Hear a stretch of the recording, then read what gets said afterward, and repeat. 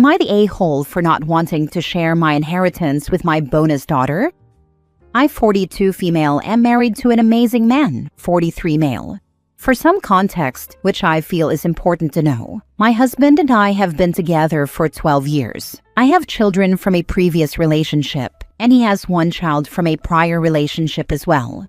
He is an amazing father and has always been a present father to all the kids.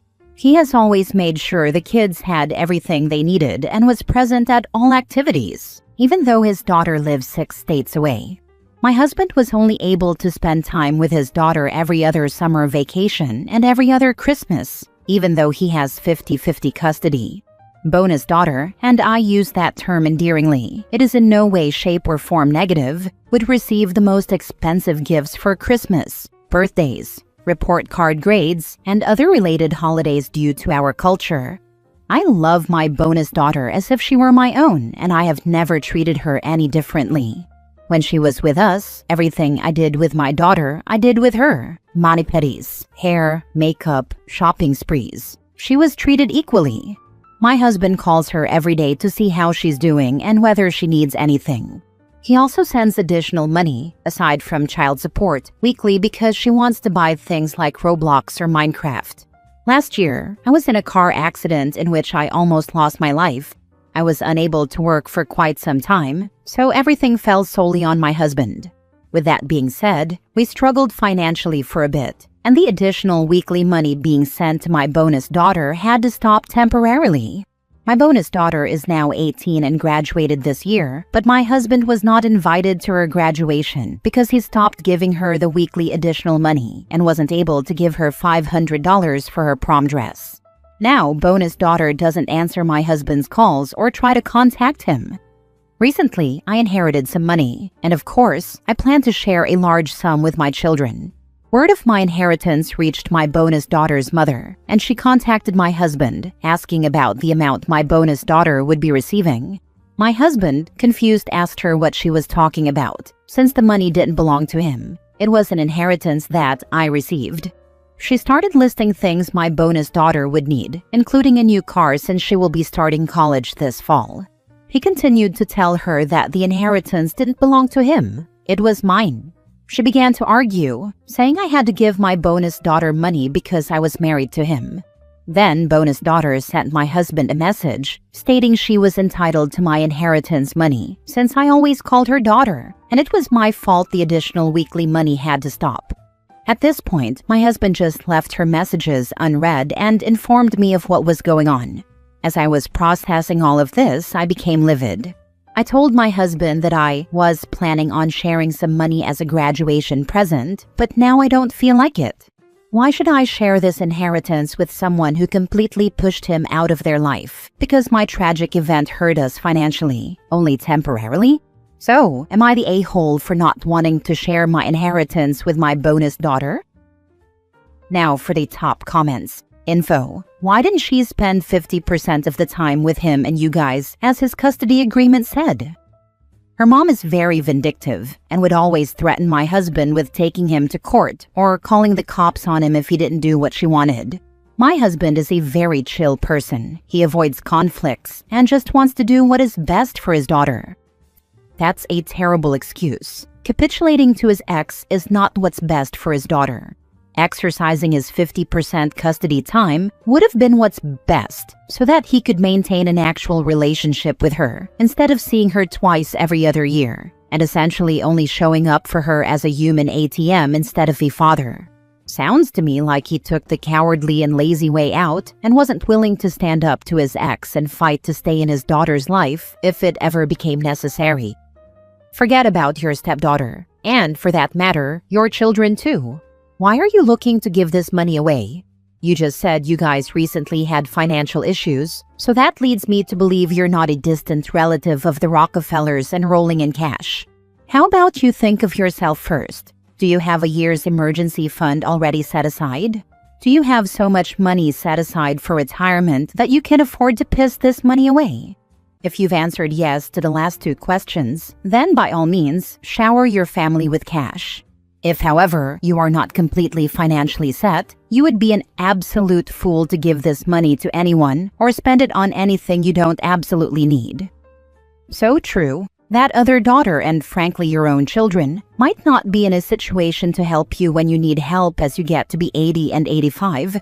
Set up funds for yourself and create a trust fund, leaving the money to the people that have been there while you are suffering. I'm assuming that the bonus daughter did not visit or send you flowers or candy or call you with concerns. Not the a-hole. She's not entitled to anything. It's your money, and you don't have to share it with anyone. Your husband needs to realize he was only ever looked at as a cash machine. His ex raised her to only care about money. I think he needs to tell her it's time she grows up and realizes family relationships are more important than money and that she's cut off now that she's an adult. She'll learn when she matures what went wrong. I'm sure when she has her own children, she'll realize the way her mother raised her was wrong. Sorry you're going through this. Hopefully it passes quickly. Next story. My extended family think I'm a monster for going no contact with my parents. Am I the a-hole? I'm 18 male, my parents' only biological kid. They wanted more, but they couldn't have more. So when I was 6, they decided they were going to foster kids, with the hope that some would become eligible for adoption in the future. All they told me initially was that I would have a bunch of other kids to play with, so I thought that sounded really great. But then they really pressured me to say I wanted them to foster and that I was on board no matter what. The change happened because they were assigned a caseworker or social worker, not sure of the difference really, and I would be interviewed alongside them. Something I learned a few years ago is that most people who sign up to foster will say if there are certain needs they can't meet, so kids can have better placements. My parents were open to any and all kids, even with all kinds of behavioral issues if needed. So not once did they think of me. Because my parents were open to any kids, we sometimes had really traumatized kids who were violent, or some who were so angry at the world that they were violent. I was attacked a lot. I had kids punch and kick me, bite me, put me in chokeholds, burn me, and all kinds of things. My parents refused to get me a lock for my door, and when I made a makeshift doorstop, they took that away once they found it. Whenever I spoke negatively about the fostering experience, my parents would tell me if I ruined it for those kids and for them, then I would be a selfish little a-hole. They'd ask if I really thought my life was worse than those kids who had been abused and had it so much worse. They said this even after one of the foster kids lost it and beat me hard enough to leave bruises all over my face and body. It was summer, so they could hide me until the kid was gone. I had to walk on eggshells depending on who was in the house. There were times it wasn't as terrible and the kids were okay, but I struggled to want any of them around because of how crappy the experience as a whole was. And I was talked to every few months by the caseworker, but my parents had me too afraid to speak up.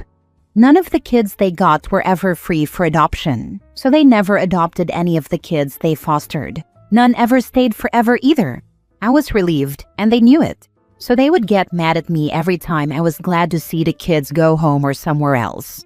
A couple of times it was suggested that I get therapy by the caseworker, but my parents never took that seriously.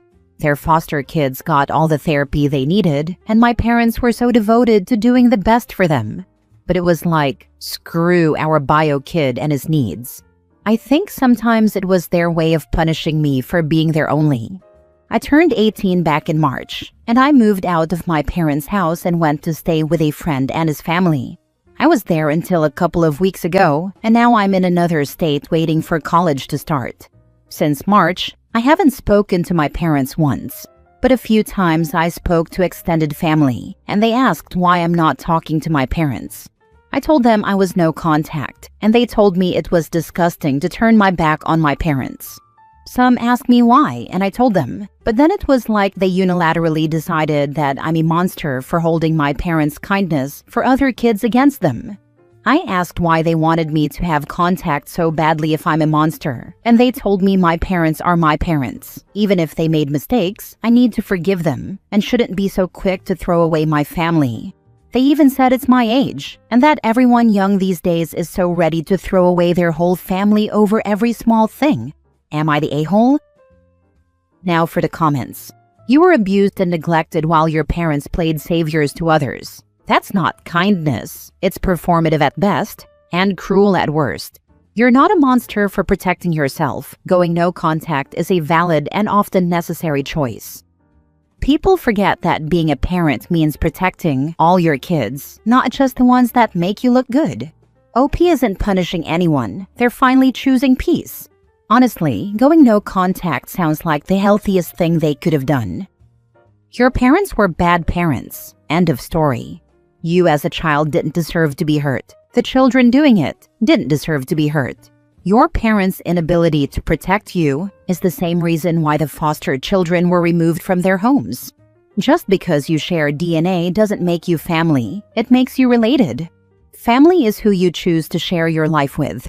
Family is there for you, protects you, understands, supports, and stand by you, even when they don't agree with you. When you find your family, the relatives will be angry, but it won't matter to you anymore. I tried to argue that with my parents once, same reason the kids were removed, and they told me it was evil to compare kids lashing out to kids being abused by their parents or guardians. And then I gave up. I think I'm like mostly there with it not mattering how mad my extended family are, because it's only a small part of me that is like, are they right? The rest of me knows I did the right thing. Child welfare social worker here, not the a-hole. Go get that therapy now. It's good that you're feeling comfortable with your decisions regarding your family. It'll be better for you to talk it out and be heard. You're just now getting away from the abuse and neglect. There's a lot of mental and emotional healing you deserve. Best wishes. I'm hoping I'll have access soon. Right now, I could not afford therapy on my own, but I know colleges usually offer some kind of therapy service. Last story. Am I the a-hole for refusing to talk to my parents and brother after they defended sister-in-law leaving a soiled diaper and turd on my bed and taking stuff out of my mini fridge? Me, 19 female, and my sister-in-law, 31 female, do not get along.